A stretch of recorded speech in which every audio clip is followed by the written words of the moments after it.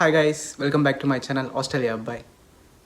ఇవాళ నేను ఎక్కడికి వెళ్ళలేదు, ఎందుకంటే నేను ఇన్స్టాగ్రామ్లో పోస్ట్ పెట్టా కదా. సో బ్రిస్బెన్లో లాక్డౌన్ జరుగుతుంది. సో ఇవాళ ఎక్కడికి వెళ్ళలేదు.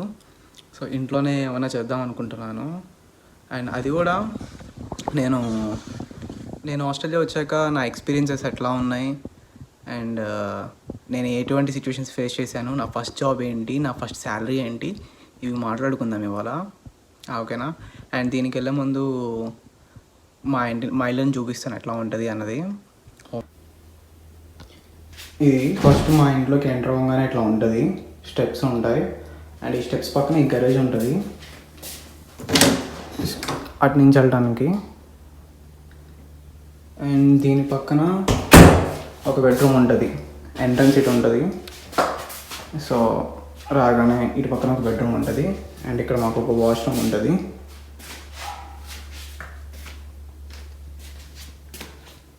అండ్ ఇది ఒక బెడ్రూమ్, ఎవరు లేరు ప్రస్తుతానికి ఇంట్లో. ఇది ఒక బెడ్రూమ్,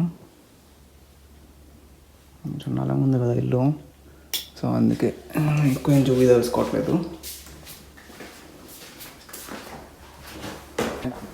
సో ఎంటర్ అవ్వగానే పెద్ద హాల్ ఉంటుంది. అండ్ ఈ సోఫా, ఇది ఫర్నిచర్ అంతా కూడా వాళ్ళే ఇస్తారు మనకి ఇల్లు తీసుకునేటప్పుడు. ఏసీ అన్నీ ఇస్తారు.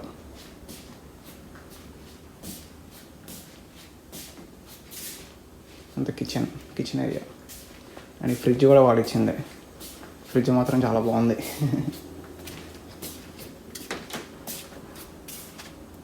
చిన్నగా ఉంది, సో వద్దు మనకు అదేని. సో కింద నుంచి వచ్చాక అండ్ ఇంకా మళ్ళీ మనం పైకి వెళ్ళాల్సి ఉంది. పైకి వెళ్తే పైన ఒక 3 బెడ్రూమ్స్ ఉంటాయి. సో మా ఇంట్లో మేము సరిపోదంటే మాకు ఒక పెట్ ఉంది. ఇడే సింబాగాడు. ఏ సింబా హాయ్ చెప్పు. సింబా హాయ్ చెప్పు. ఇంకేం అర్థం కావట్లేదు ఏం చేస్తున్నాను.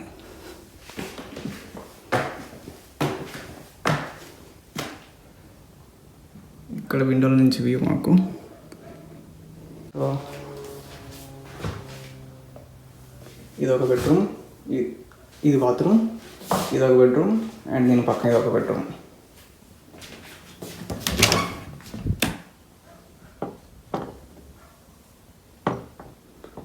ఫ్యాన్ ఉంది.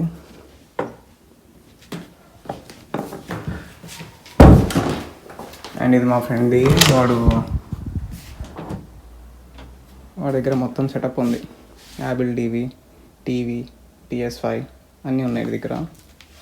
అవి తీసుకోవాలి ఇట్లవి. ఎక్కడికి వస్తున్నాం సంబా? అండ్ ఇక్కడ ఒక సిస్టమ్ ఉంది. మా వాళ్ళు ఏదో వర్క్ చేసుకున్నాడు ఒకడు ఉన్నాడు.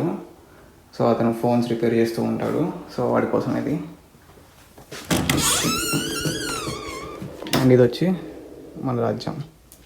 నేను ఇంకొకడు ఉంటాం దీంట్లో.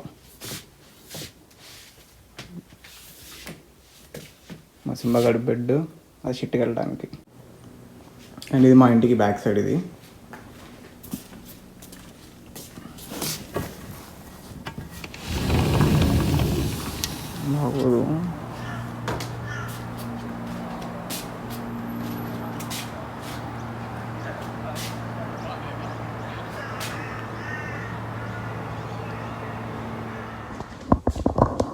సో చూశారు కదా, అది మా ఇల్లు.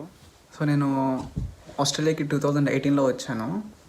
సో 2018 సెప్టెంబర్లో వచ్చాను. సో రాగానే నేను వచ్చినప్పుడు ఒక ఇండియా నుంచి ఒక 5 lakhs తెచ్చుకున్నా. 5 lakhs అంటే ఒక $10,000 ఇక్కడ. సో ఆ $10,000 తెచ్చుకోగానే ఫస్ట్ నేను అడుగు పెట్టంగానే నెక్స్ట్ డే చేసిన పని ఏంటంటే, నేను తెచ్చుకున్నది శాంసంగ్ E7 మొబైల్. సో అది ఇక్కడ పని చేయదు అని అనుకున్నా, బట్ పని చేస్తుంది. సో నేను చేసిన తప్పు ఏంటంటే, సిమ్ తీసుకొని దాన్ని సరిగ్గా యాక్టివేట్ చేయలేదు. యాక్టివేషన్ చేసేటప్పుడు ఒక పాస్పోర్ట్ నెంబర్ ఉంటుంది కదా, పాస్పోర్ట్ నెంబర్ నేను రాంగ్ కొట్టాను. సో వాడు అది వెరిఫై చేసుకుంటాడంట మన ఇమిగ్రేషన్ డిపార్ట్మెంట్తో మనకి దిగంగానే. సో ఆ పాస్పోర్ట్ నెంబర్ రాంగ్ కొట్టడం వల్ల అసలు ఆ సిమ్ పోయింది. ఆ సిమ్ అంతా $60. $60 పెట్టి నేను సిమ్ తీసుకొని దాన్ని పాడు చేశా. నేనేమనుకుంటున్నా నా ఫోన్ పని చేయట్లేదేమో, సో మనకి ఇంక ఈ ఫోన్ ఇక్కడ పనికిరాదు, మనం ఆస్ట్రేలియా వచ్చాం, ఇంక మనం యాపిల్ తీసుకోవాల్సిందే అని ఇంకా నెక్స్ట్ డే మార్నింగ్ లేచి ఇంక మా ఫ్రెండ్స్ని అడిగి పదా వెళ్ళి ఫోన్ తీసుకుందాం అని సాగు కూడా తేవాలని. నీకెందుకు నా ఫోన్ ఎప్పుడో వచ్చావు, చాలా ఎక్స్పెన్సెస్ ఉంటాయి, ఇవన్నీ చూసుకో, నువ్వు తెచ్చుకున్న 10,000 సరిపోవు అన్నాడు. అంటే ఎందుకు సరిపోవు, 10,000 ఫోన్ ఎంత ఉంది, $1,800 ఉంది ఐఫోన్ ఎక్స్. అప్పుడు అదే టాప్ 2018 సెప్టెంబర్లో ఐఫోన్ ఎక్స్ వచ్చింది. ఐఫోన్ ఎక్స్ ఉంది. సో ఇది రాగానే ఒక 20 డేస్లోనే ఇప్పుడు ఎక్సెస్ మ్యాక్స్ ఇవన్నీ వచ్చినాయి. సో మా వాళ్ళు అన్నారు, ఇంకొక 10 డేస్ ఆగు, ఎక్సెస్ మ్యాక్స్ వస్తుంది, అది తీసుకోవచ్చు నువ్వు అన్నారు. అంటే లేదు నాకు ఇప్పుడే కావాలి అని నేను తీసుకున్నా, కాల్ చేసి అప్పుడే తీసుకున్నానా. సో ఫస్ట్ వాడు ఫోన్ తీసుకున్నప్పుడు ఒక $1 కూడా కట్టకుండా వాడు నాకు చేతిలో ఫోన్ పెట్టేశాడు ఫ్రీగా. సో పెట్టేశాడు కదా, సరే అయితే ఇంకేముంది, నెక్స్ట్ మంత్ నుంచి చూసుకుందాంలే, చిల్లు ఈలోపు జాబ్ వచ్చింది అన్నాడు ఫ్రెండ్, ఏదో పార్ట్ టైం వస్తుంది, సో కట్టుకోవచ్చు, ఏం కాదు అనుకున్నా. సో కట్టుకోపోయినా మన దగ్గర ఉన్నాయి కదా 10,000, ఒక 1,800 మ్యాటర్ కాదు, ఇచ్చేద్దాం దాంట్లో నుంచి, ఇంకా మన దగ్గర 8,000 ఉంటాయి, చిల్ అవ్వచ్చు, ఒక 6 months అన్నా పర్లేదు అనుకున్నా. ఆ తర్వాత 1 weekలో జాబ్ వచ్చింది, పార్ట్ టైం జాబ్ వచ్చింది. నా ఫస్ట్ పే $800. $800 అంటే మన ఇండియన్ కరెన్సీలో ఒక 40,000 రూపీస్. సో $800 వచ్చినాయి కదా, సో మనకి చాలా ఎక్కువ వచ్చేసింది. సో ఇట్లా ఉంటే మనకి ప్రాబ్లం లేదు, అసలు చిల్ అవ్వచ్చు ఆస్ట్రేలియాలో, అది ఇది అనుకున్నా. సో మనం ఇంకా కారు కూడా తీసుకోవచ్చు అనుకొని కారు కూడా తీసుకున్నా. అసలు ఇంతవరకు నేను ఆస్ట్రేలియా వచ్చాక కారే డ్రైవ్ చేయలేదు, సెకండ్ వీక్లోనే కారు చేసుకున్నా.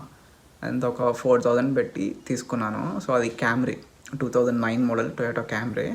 సో కార్ తీసుకోగానే కార్తో అయిపోదు మనకి, దానికి ఇక్కడ ఎవ్రీ మంత్ ప్రతి 6 monthsకి ఒక రిజిస్ట్రేషన్ అన్నది ఉంటుంది. మనకి ఇండియాలో ఒక్కసారి రిజిస్ట్రేషన్ చేపిస్తే అది 10 years 15 years వాడుకోవచ్చు కదా. సో ఇక్కడ అట్లా కాదు, ప్రతి 6 months మనం దాన్ని రెన్యువల్ చేయించుకుంటూ ఉండాలి. అది ప్రతి 6 monthsకి ఒక $400. సో ఆస్ట్రేలియాకి వచ్చిన కొత్తలో ఒక 2 weeks నన్ను వీళ్ళు రెంట్ అడగలేదు. మా ఫ్రెండ్సే, చిన్నప్పటి నుంచి కలిసి ఉంటాను వాళ్ళమే. సో నన్ను ఒక 2 weeks రెంట్ కూడా అడగలేదు. సో ఇంక అన్నీ మిగులుతున్నాయి కదా, ఇంకేముందలే, ఇంక ఇట్లాగే ఉంటుంది లైఫ్, చిల్లు అది ఇది అనుకున్నా. చిల్లుగా 2 weeks తర్వాత రెంట్ అడిగారు. సరే రెంటే కదా అని ఇచ్చా. అప్పుడు ఎంత 150 అంత అడిగారు 2 weeksకి.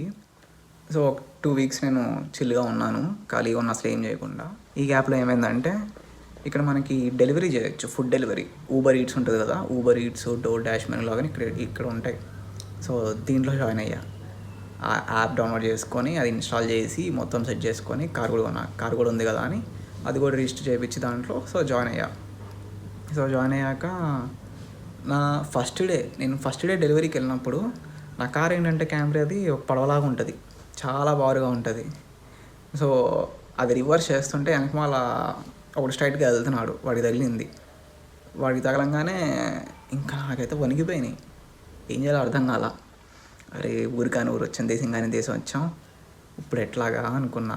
వాడు సింపుల్గా ఏం చేయలేదు, జస్ట్ నా లైసెన్స్ తీసుకున్నాడు, ఫోటో తీసుకున్నాడు, అండ్ నా కార్ నెంబర్ ప్లేట్ ఫోటో తీసుకున్నాడు. సో అంతే, అసలు ఏం మాట్లాడలేదు, వాళ్ళు అరవలేదు, తిట్టలేదు. నేను ఇంకా ఏదేదో అయిపోద్ది అనుకున్నా, పోలీసులు వస్తారు, వాళ్ళ ఫ్రెండ్స్ వస్తారు, గొడవలు అవుతాయి, అది ఇది అనుకున్నా. ఏం కాల, స్మూత్గా వెళ్ళిపోయింది. సో అయిపోయింది, ఇంకా అక్కడేం చేయలేదు, అక్కడేం పే చేయలేదు నేను. సో దాని తర్వాత వాడు ఇంటికి వెళ్ళిపోయాక వాడు ఇన్సూరెన్స్ కంపెనీ వాడికి ఫోన్ చేసుకొని క్లెయిమ్ చేసుకున్నాడు. సో ఆ క్లెయిమ్ చేసుకునేది ఏం చేశాడు, నాకు పంపించాడు బిల్లు. వాడు చేసింది మన ఆజాద్ కట్టించాడు, అంత నియర్లో ఒక $800 కట్టా. అండ్ ఇంకా కార్ మెయింటెనెన్స్ అంటారా, కార్ మనం కరెక్ట్ నీట్గా మెయింటైన్ చేసుకుంటూ ఉండాలి ఎప్పటికప్పుడు. 1 year అయినా కూడా నేను సర్వీస్ చేయలేదు. ఆ ఇండియాలో ఉంటే ఏది సరే డాడీ చూసుకునేవాడు, అన్నీ వాళ్ళు చూసుకునేవాళ్ళు కాబట్టి మనకేం తెలిసేది కాదు. ఇక్కడికి వచ్చాక మనమే టైం టు టైం చూసుకోవాలిగా, దాంట్లో ఫ్యూయల్ కొట్టిస్తాను తప్పితే ఇంకేం చేయలేదు. ఇక్కడికి వచ్చాక సర్వీస్ కానీ టైర్లు మార్చడం కానీ ఏం చేయాల. అది ఇంజన్ సీజ్ అయిపోయింది, దాంట్లో కూలెంట్ ఆయిల్ లేదు, ఏం లేదు, ఇంజన్ సీజ్ అయిపోయింది. అట్లాగే నడిపోయింది దాన్ని, ఇంజన్ సీజ్ అయిపోయింది. ఇంజన్లో నుంచి పొగలు వచ్చినాయి. సో దాన్ని ఇంకా బ్రేకర్స్కి వేసేసాను ఇక్కడ. అది వేసాక ఇంకా మళ్ళీ ఇంకొక కారు కొన్నా, ఫోర్డ్. ఫుడ్ విషయానికి వస్తే ఫుడ్ అంతా బాగానే ఉంటుంది, మనకి దొరికే గ్రాసరీస్ అన్నీ దొరుకుతాయి, A to Z, కరేపాకుతో సహా అన్నీ దొరుకుతాయి. కాకపోతే ఏంటంటే మనం చేసుకోవాలి కదా, చేసుకోవడానికి బద్ధకం. నైట్ పడుకున్న వాటికి 12, 1 అయిపోతుంది. సో మార్నింగ్ లేచేపాటికి బ్రేక్ఫాస్ట్ స్కిప్ అయిపోతుంది. సో ఇంకా లంచ్కి వెళ్ళిపోతాం. సో బ్రేక్ఫాస్ట్ ఏంటంటే బ్రెడ్ బటరు ఇలా తింటాం. అండ్ అకేషనల్గా మనం బయట ఇక్కడ రెస్టారెంట్స్కి వెళ్తాం. సో దాని తర్వాత ఇంకా అట్లాగే 2 years స్లోగా ట్రిప్స్ వేసుకుంటూ చదువుకుంటూ మధ్యలో సెమ్ బ్రేక్స్ తీసుకుంటూ మాకు ఎట్లా ఉంటుందంటే ఇయర్లీ 3 సెమ్స్ ఉంటాయి. సో 2 సెమ్స్ చేసి థర్డ్ సెమ్ ఆపుకోవచ్చు, మనం బ్రేక్ తీసుకోవచ్చు. బ్రేక్ తీసుకొని అది ఇప్పుడు సమ్మర్ టైం ఉంటుంది, సో సమ్మర్ గ్యాప్ ఉంటుంది. సో ఆ టైంలో మనం బ్రేక్ తీసుకొని మనం జాబ్ అనేది ఫుల్ టైం చేసుకోవచ్చు. సో ఈజీగా ఉంటుంది. అప్పుడు చాలా ప్రశాంతంగా ఉంటుంది. ఈ బర్డెన్స్ ఉండవు, ఈ కాలేజు అసైన్మెంట్స్ టెన్షన్స్ ఏం ఉండవు, ప్రశాంతంగా ఉంటుంది. సో కానీ ఇక్కడ ఆస్ట్రేలియాలో ఏంటంటే చాలా ఎక్స్పెన్సివ్ ఎడ్యుకేషన్. ఇక్కడ నియర్లీ $50,000 $60,000 ఉంటుంది. బేసిక్ కాలేజ్కి ఒక్కొక్క సబ్జెక్ట్ ఫీ వచ్చి $2,800 to $3,000 ఉంటుంది. అంటే మన ఇండియన్ కరెన్సీలో 1.5 lakhs. సో ఒకవేళ సబ్జెక్ట్ పోతే మళ్ళీ మనం పే చేసుకోవాలి. అండ్ దానికి మనం బ్యాంక్ లోన్ పెట్టుకుంటే బ్యాంక్ లోన్ రాదు, మన హ్యాండ్ క్యాష్ చేసుకోవాలి. ఇక్కడ మనం చేసింది ఎవరు లేదంటే మళ్ళీ ఇంట్లో నుంచి చేయించుకొని చేయాలి. ఇంకో హైలైట్ ఏంటంటే నేను ఆస్ట్రేలియా వచ్చిన 3 years నుంచి ఇండియాకి అయితే రాలేదు ఇంతవరకు. సో ఫస్ట్ టైం వద్దాం అనుకున్నాను, ఎప్పుడు 2019 అట్లా వద్దాం అనుకున్నాను. కానీ ఆ టైంలో 2019 డిసెంబర్లో యాక్చువల్గా ప్లాన్ చేసుకున్నా కానీ ఆ టైంలో అన్ఎక్స్పెక్టెడ్గా ఏమైందంటే నా పాస్పోర్ట్ కనిపించలేదు. నా పాస్పోర్ట్ పోయింది. పాస్పోర్ట్ ఎక్కడ పెట్టుకున్నానో తెలియదు. అప్పటిదాకా నాతోనే ఉన్న పాస్పోర్ట్ నేను సడన్గా ఎట్లా పోగొట్టుకున్నానో, ఎక్కడ పోయిందో. సో ఏ ట్రాన్స్పోర్ట్ డిపార్ట్మెంట్లో ఇచ్చానో, లేదంటే ఎక్కడ మనం ఫోన్ తీసుకెళ్ళేటప్పుడైనా పాస్పోర్ట్ తీసుకెళ్ళాలి, అండ్ కార్ రిజిస్ట్రేషన్కైనా పాస్పోర్ట్ తీసుకెళ్ళాలి, అండ్ కొన్ని బ్యాంక్స్కి అక్కడికి ఇక్కడికి కాలేజ్కి పాస్పోర్ట్ తీసుకెళ్ళాలి. ఈ గ్యాప్లో అసలు నేను ఆ పాస్పోర్ట్ ఎక్కడ పెట్టుకున్నానో గుర్తులేదు. మొత్తం ఎతికా ఆ పాస్పోర్ట్. నేను అప్పుడు దాకా రిలీజ్ అవ్వలా, చూసుకున్నా కానీ ఉంది, మధ్యలో ఉంది. వచ్చాక ఎప్పుడు 2019 జూన్ జూలై దాకా కూడా ఉంది. ఆ తర్వాత ఇంకా అది ఎక్కడ పోయిందో నాకు అర్థం కాలా, పోయింది.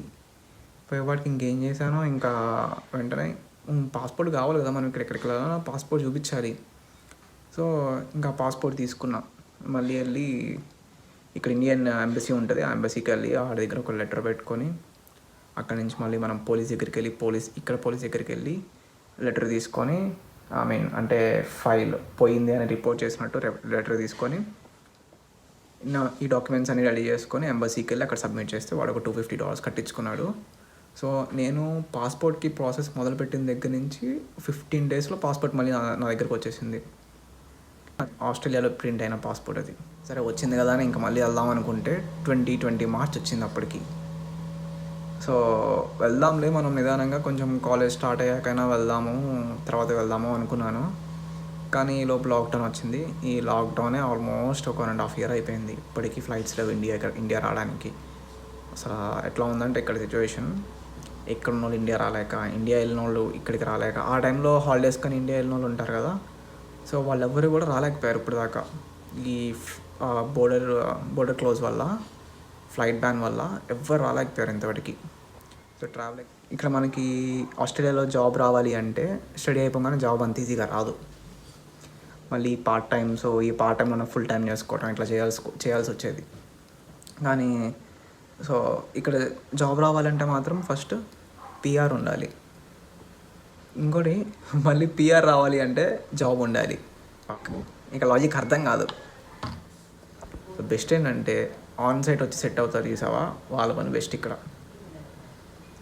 ఆన్సైట్ వచ్చేసి ఇండియాలో మనం ఎంత ఒక 2 years 3 years చేసి ఆన్సైట్ పెట్టుకొని ఆస్ట్రేలియాకి వచ్చి PR వేసుకోవడం చాలా ఈజీ. ఇక్కడ పార్ట్ టైం జాబ్స్ ఎట్లా ఉంటాయంటే మోస్ట్లీ ఒకటి గ్యాస్ స్టేషన్స్లో ఉంటాయి, రెస్టారెంట్స్లో ఉంటాయి, అండ్ మళ్ళీ డెలివరీస్ ఉంటాయి. సో కొంతమంది ఏం చేస్తారంటే ఈ డెలివరీస్ అంటే కామన్, ఎవరైనా చేయొచ్చు. ఇక్కడ డెలివరీస్ ఒక స్టూడెంటే కాదు, ఎవరైనా చేయొచ్చు డెలివరీస్ అనేది. సో కామన్గా ప్యారల్గా చేస్తూ ఉంటారు కొంతమంది. సో ఈ గ్యాస్ స్టేషన్స్లో చేసుకుంటూ ఈ డెలివరీ జాబ్ చేసుకుంటూ ఉంటారు.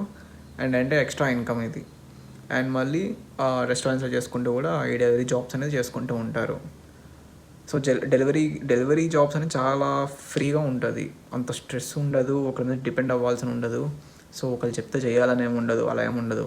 సో అండ్ ఈ మధ్య ఏమైందంటే డెలివరీ జాబ్స్లో ఇంటర్నేషనల్ స్టూడెంట్స్ అనేది మనకి అక్కడి నుంచి ఇండియా నుంచి రావట్లేదు కదా, మోస్ట్లీ చేసేది అదంతా కూడా ఇంటర్నేషనల్ స్టూడెంట్సే చేస్తూ ఉంటారు ఈ డెలివరీ జాబ్స్ అనేవి.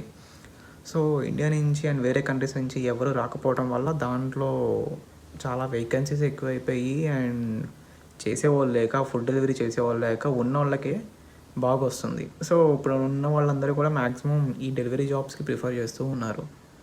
పర్ డే వచ్చి నియర్లీ 150 to 200 ఈజీగా వచ్చేస్తాయి డెలివరీ జాబ్స్లో.